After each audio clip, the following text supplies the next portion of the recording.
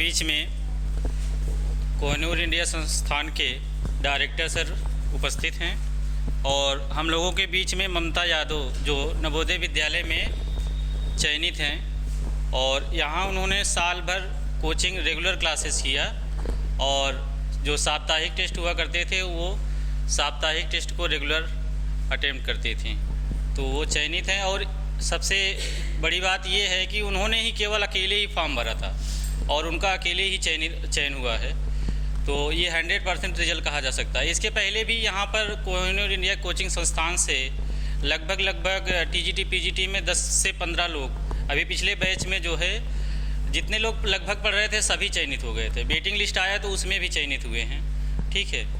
तो और director sir कुछ कहेंगे, उसके बाद ममता यादव को आप सुनेंगे, कैसे सफल हुए हैं सारी एक एक बातें बताएंगे आप लोगों को, ठीक है।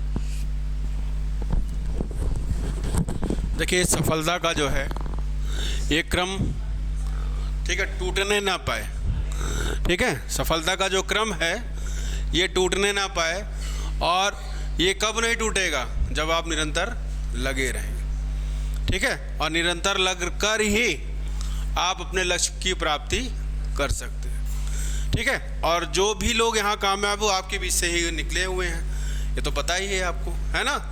तो एक सफलता में ममता जी का भी है और नवोदय विद्यालय में इनका चयन हुआ है, ये आप लोग को सूचना है पहले से ही।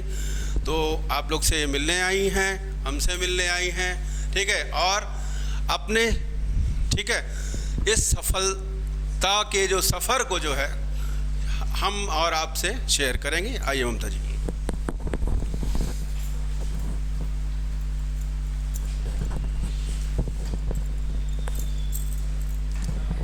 धन्यवाद सर। आदरणीय मैनेजर सर और हमारे हिंदी शिक्षक और सभी छोटे बड़े भाई और बहन, आप सभी को नमस्कार। मैं ममता यादव जौनपुर ज़िले की रहने वाली हूँ और मैंने शुरू से ही जीवन जो है वो थोड़ा संघर्षों भरा रहा है। फिर भी हम लोग इतना था कि किताबें भी नहीं हो पाती थी शुरू में। तो 2010 में मेरे भाई का टीजीटी में सिलेक्शन हुआ। उसके बाद से उन्होंने हम लोगों की शादी के बजाय पढ़ाना उन्होंने ज़रूरी समझा, तो सबको जो जिस स्तर पे था उन्होंने वहाँ से पढ़ाना शुरू किया। और हम कुल मिला के 5 बहन हैं और 2 भाई हैं। अभी वर्तमान में है कि हम सभी लोग चयनित हो चुके हैं। 3 लोगों का टीजीटी में हुआ है और भाई साहब का भी प्रमोशन हो गया, और 2 जो सबसे छोटे भाई बहन हैं वो यूपी पुलिस में गए हैं। तो लगातार अभ्यास, और ये नहीं है कि हमारे सामने अगर संघर्ष है तो हम उससे लड़ नहीं सकते। जितना ही संघर्ष रहता है उतना ही हम निखरते हैं, उतना ही हम मेहनत करेंगे। परिस्थितियां हमेशा अनुकूल नहीं रहती।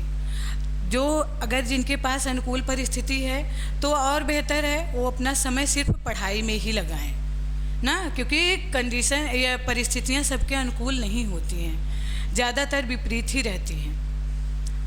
और जिनके पास सफलता का अगर संसाधन आपके पास मौजूद है तो आप उसका सदुपयोग करें, और जिनके पास परिस्थितियां अनुकूल नहीं हैं वो भी अपना काम निपटा के ज़्यादा से ज़्यादा अभ्यास करने का प्रयास करेंगे तो बेहतर होगा। क्योंकि शुरुआत से मैं 2012 से ही टीजीटी पीजीटी की तैयारी कर रही थी। शुरू में मैं इलाहाबाद गई, अनन्या कोचिंग संस्थान में मैंने ज्वाइन किया, वहाँ 6 महीने तक कोचिंग किया। उसके बाद शादी हो गई तो ससुराल आ गए। 2-3 साल तक पढ़ाई का कोई वो नहीं था।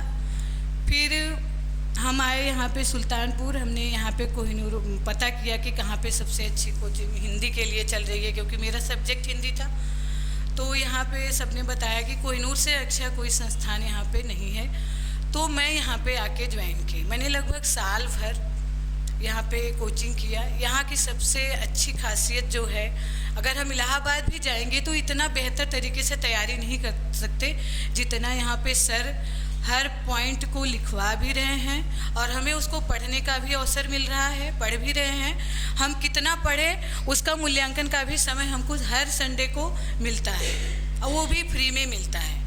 वो हमारे सर का बहुत बड़ा योगदान है हमें आगे बढ़ाने में, हमारे मैनेजर सर का, जिन्होंने ये अवसर उपलब्ध कराया है कि हम इलाहाबाद जैसे इलाहाबाद शिक्षा के लिए बेस्ट माना जाता है, लेकिन मैं इलाहाबाद भी गई हूँ, अभी बाद में भी गई, लेकिन मैंने देखा जितनी सुविधाएं, जितनी केयर से यहाँ पे हम पढ़ रहे हैं, उतना शायद वहाँ जाके हम नहीं पढ़ पाएंगे और हमारा खर्चा भी यहाँ से ज़्यादा होगा।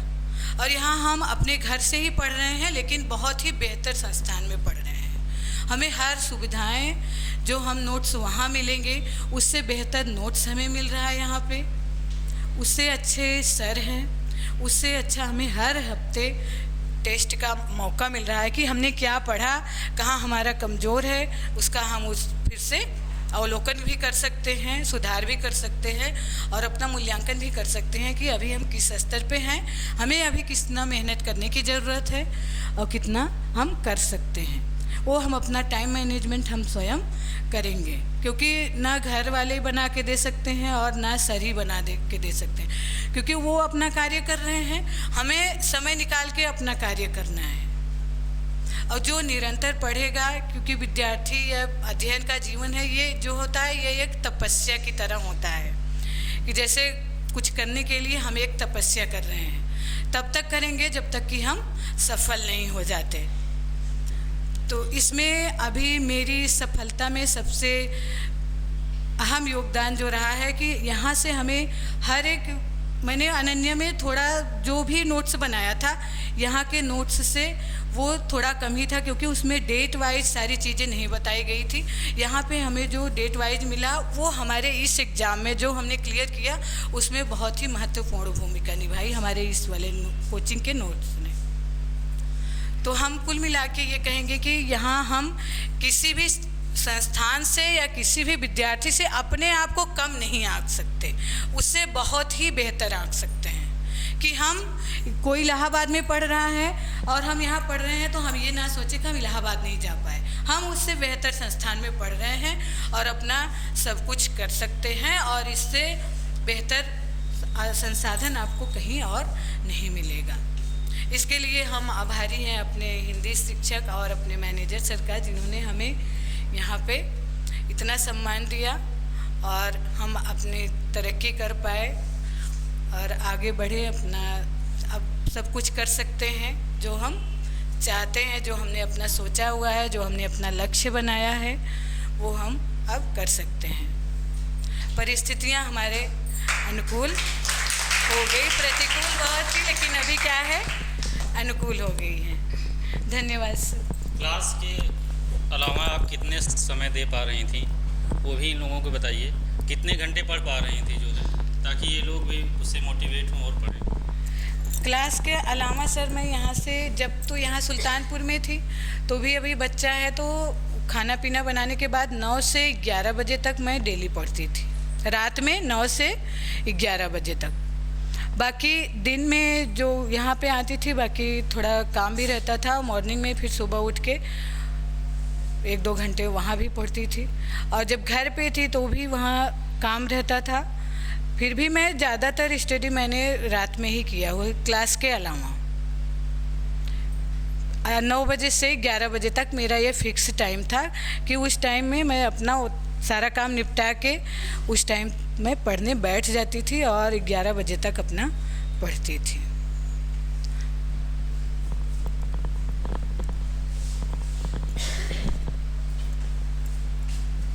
ठीक है, बहुत बहुत धन्यवाद, आप हम लोगों के बीच में आए, समय दी।